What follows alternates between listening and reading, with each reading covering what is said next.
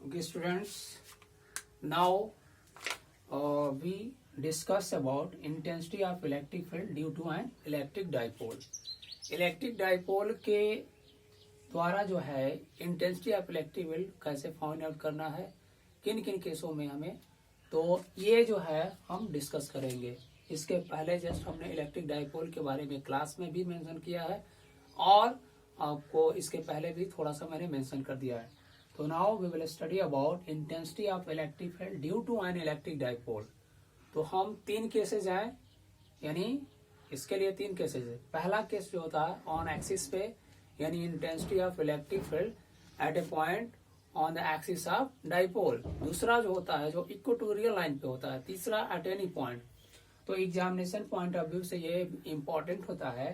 तो पहला केस मैं लेके चल रहा हूँ ऑन एक्सिस पे। ओके, तो देखा जाए, first we consider an electric dipole.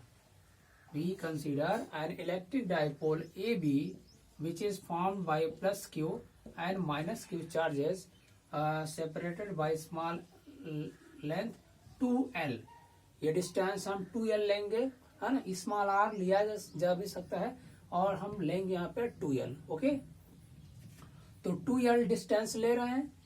2l distance लेते हैं तो अगर इसका मिड पॉइंट o है तो ये डिस्टेंस l हो जाएगा और ये भी डिस्टेंस l हो जाएगा। ओके, अब क्या करेंगे हम, suppose there is a point on the axis of dipole. Axis मतलब इसी लाइन पे।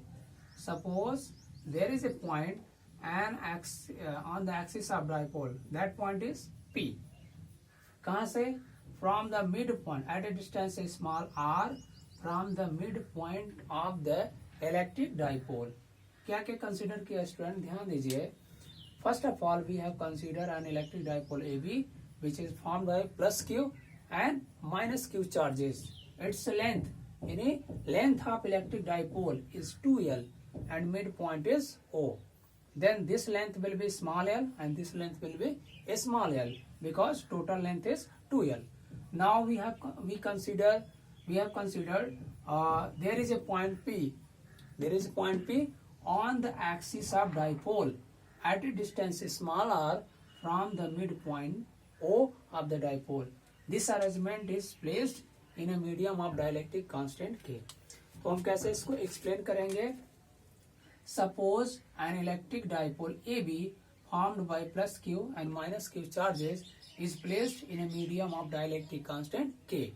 Its midpoint is O and length 2l.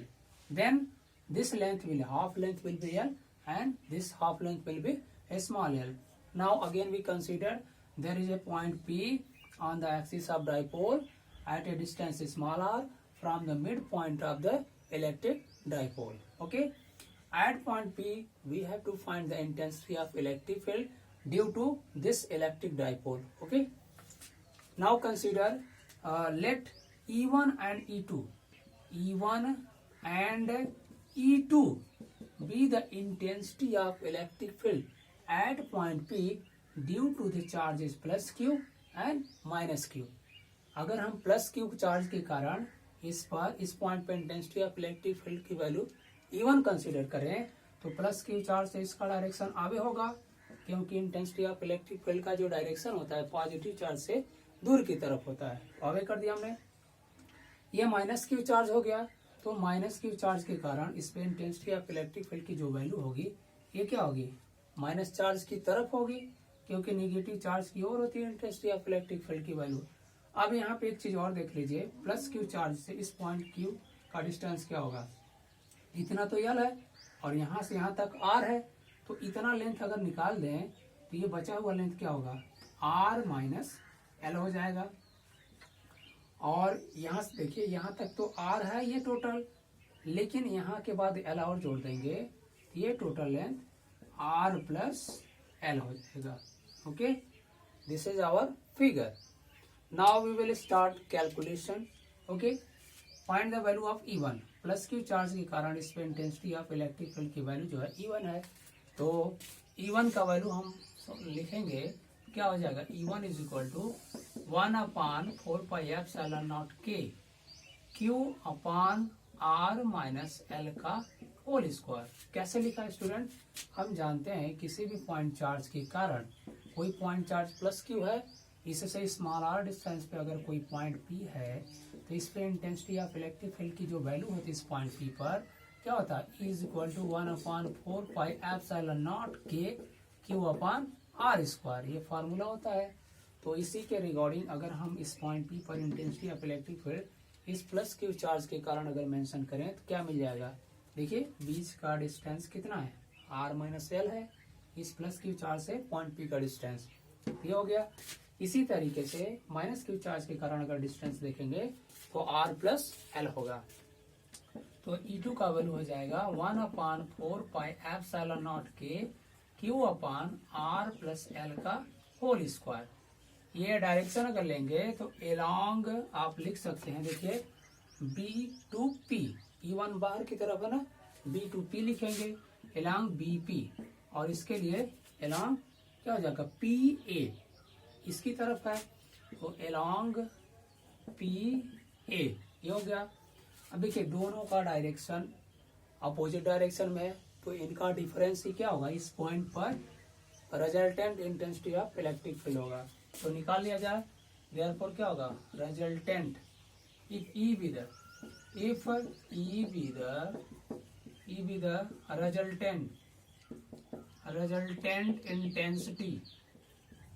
resultant intensity of E be the resultant intensity of electric field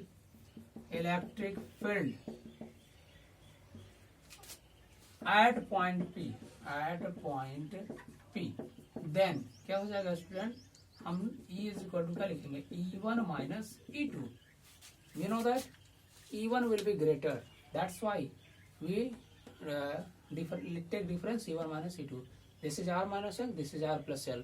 This value will be less in comparison to this. Therefore, E1 will be greater and E2 will be less. So, we take difference E1 minus E2. Now, put the value of E1 and E2. क्या हो जाएगा, 1/4 pi epsilon not के, यहाँ से हो जाएगा Q upon R minus L का whole square minus 1/4 pi epsilon not के Q upon R plus L का होल स्क्वायर। यहाँ से देखिए जो कॉमन होने लायक है उसको हम कॉमन लेते हैं, क्या हो जाएगा 1/4 पाई एप्सिलॉन नॉट के और Q कॉमन हो गया, यहाँ बच गया 1/R माइनस एल का whole square minus 1/R plus L का होल स्क्वायर हो जाएगा। अब एलसीएम लिया जाए, 1/4 pi epsilon not k q, LCM लिया जाए तो इसका इधर मल्टीप्लाई इसका इधर मल्टीप्लाई, ये हो जाएगा R प्लस एल का whole square minus R minus L का whole square by R minus L का whole square into R plus L का होल स्क्वायर, ये हो गया। इसके बाद देखिए स्टूडेंट, अब मैं फिगर को मिटा रहा हूँ क्योंकि फिगर अब जो है मुझे कैलकुलेशन ही करना है, फिगर को मैं इरेज कर रहा हूँ। यहाँ देखा जाए फिगर को इरेज करने से अब इसके बाद मैं कैलकुलेट कर रहा हूँ इसको, इसका कैलकुलेशन किया जाए आगे। Further we calculate, we get from this step we come back here 1/4 pi epsilon not k, आगे हो जाएगा Q। अब x का एक्सपेंशन कीजिए a प्लस बी के होल स्क्वायर से, क्या हो जाएगा R square plus L square plus 2RL, और similarly we calculate R square plus L square minus 2RL, ये हो जाएगा बाई, यहाँ देखिए एक ब्रैकेट में a माइनस बी, दूसरा में a प्लस बी, तो ऊपर का स्क्वायर वैसे ही रहने दीजिए, नीचे हो जाएगा R square minus L square और ओवरऑल का होल स्क्वायर रहेगा ही। यहाँ से हम क्या करेंगे, ये ब्रैकेट हटाएंगे, मिलेगा 1/4 pi epsilon not k Q, यहाँ मिल जाएगा R square plus L square plus 2RL minus R square minus L square plus 2RL by R square minus L square का होल स्क्वायर, ये हो जाएगा। देखिए यहाँ से plus R square minus R square cancel हो गया, plus L square minus L square cancel हो गया, जो बचा उसको लिखा जाए 1/4πε0k I into 2RL 2RL 4RL हो जाएगा ना, 4RL by R square minus L square का होल स्क्वायर। इसको हम लिख सकते हैं 1/4πε0k 2 इंटू, देखिए 4 को हटा रहे हैं स्क्वायर से, 2 इंटू 2QL और इंटू R। इस तरीके से मैं लिख सकता हूँ यहाँ पे R square minus L square का होल स्क्वायर, यहाँ हो जाएगा। अब यहाँ देखिए 2QL की जगह हम जानते हैं क्या, dipole moment of electric dipole पढ़ाया जा चुका है स्टूडेंट। इलेक्ट्रिक डाइपोल और इलेक्ट्रिक डाइपोल मोमेंट के बारे में मैंने क्लास में मेंशन किया है। तो इसका वैल्यू जो होता है रखा जाए 1/4πε0k 2, यहाँ P रख दिया जाए, where P is dipole moment of electric dipole, R square minus L square क्या होगा, लिख देंगे since P is equal to 2QL। Okay student, ध्यान दिया जाए, यहाँ से क्या हो जाएगा, अब ये वैल्यू आ गई। अब क्या करेंगे, व्हेन यहाँ लिखेंगे since R is very very greater than L, therefore क्या होगा,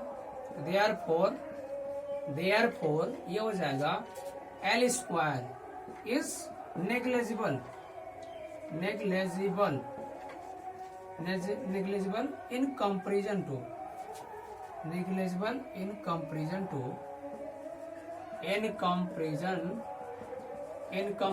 टू क्या हो जाएगा R square. So on living